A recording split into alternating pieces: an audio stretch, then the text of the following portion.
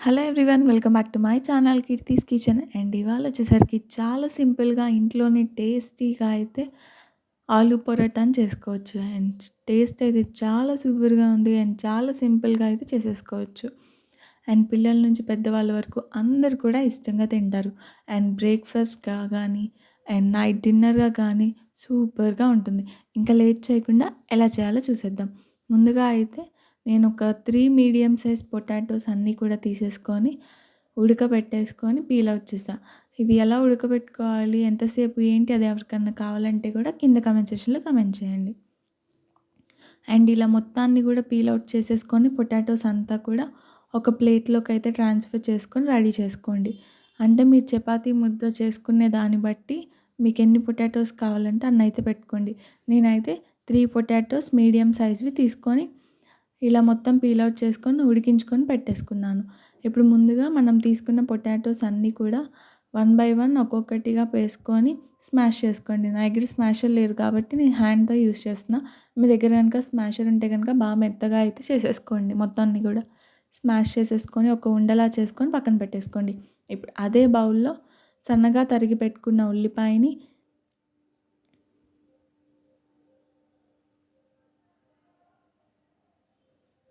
And మిర్చిని కూడా add చేసేసుకోవాలి. ఇంకా మీకేమన్నా వెజ్జెస్ కావాలంటే కూడా అవి కూడా యాడ్ చేసుకోండి ఇఫ్ మీకు కావాలనుకుంటే. అండ్ దీంట్లోనే సన్నగా తురుముకున్న కొత్తిమీరని కూడా యాడ్ చేస్తున్నా. వీటన్నిటిని కూడా మనం పొటాటో ఏదైతే స్మాష్ చేసి పెట్టుకున్నామో ఆ బౌల్లోకి వేసేసుకొని దాంట్లోనే కొంచెం కసూరి మేతిని కూడా వేసుకోవాలి. కసూరి మేతి అనేది మంచి ఫ్లేవర్ ఇస్తుంది అండ్ టేస్ట్ వైజ్ కూడా చాలా బాగుంటుంది. అండ్ దాంట్లోనే మీ స్పైసీనెస్ బట్టి అయితే చిల్లీ పౌడర్ వేసుకోండి. అండ్ దాంట్లోనే చిటికెడు పసుపుని కూడా యాడ్ చేసేసుకోండి. రుచికి సరిపడినంత సాల్ట్ని కూడా యాడ్ చేసుకోవాలి. అండ్ దాంట్లోనే వాము ఉంటుంది కదా, ఆ వామ్ని అయితే ఇలా క్రష్ చేసుకుని ఒకసారి అయితే వేసేసుకోండి. ఒక 1 టేబుల్ స్పూన్ వరకు వామ్ని అయితే యూస్ చేశాను నేను. అండ్ దీంట్లోనే ఇప్పుడు ఒక 1 టేబుల్ స్పూన్ వరకు ధనియాల powder, 1/2 teaspoon garam masala, 1 spoon నిమ్మకాయని స్క్వీజ్ చేసేసుకొని లెమన్ జ్యూస్ని అయితే యాడ్ చేసుకోవాలి. వీటన్నిటిని కూడా మొత్తం ఈవెన్గా మిక్స్ అయ్యేలాగైతే బాగా మిక్స్ చేసేసుకొని రెడీగా పెట్టేసుకోండి.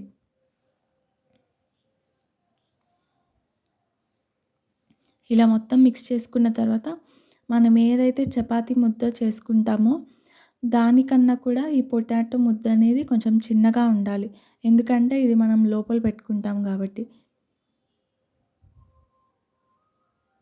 సో ఇలా అన్నీ కూడా ప్రిపేర్ చేసేసుకొని ఒక బౌల్లోకి కానీ ఏదైనా ప్లేట్లోకి కానీ ట్రాన్స్ఫర్ చేసేసుకొని మొత్తాన్ని కూడా రెడీగా పెట్టేసుకోండి. ఇప్పుడైతే నేను చపాతీకి ఎట్లా అయితే పిండి కలుపుకుంటామో అలాగే పిండి కలుపుకొని నేను రెడీగా పెట్టేసుకున్నాను. కొంచెంసేపు మనం కనుక పక్కన పెట్టేసుకుంటే అది బాగా అయితే మెత్తగా అవుతుంది. ఆ తర్వాత మనం ఇందాక చూపించినట్టు నేను పొటాటో ముద్ద కన్నా కూడా చపాతీ ముద్ద అనేది కొంచెం పెద్దగా ఉండాలి. సో దాన్ని బట్టి చూసుకొని అయితే మీరు చపాతీ ముద్దని ప్రిపేర్ చేసుకొని అన్నిటిని కూడా పక్కన పెట్టేసుకోండి.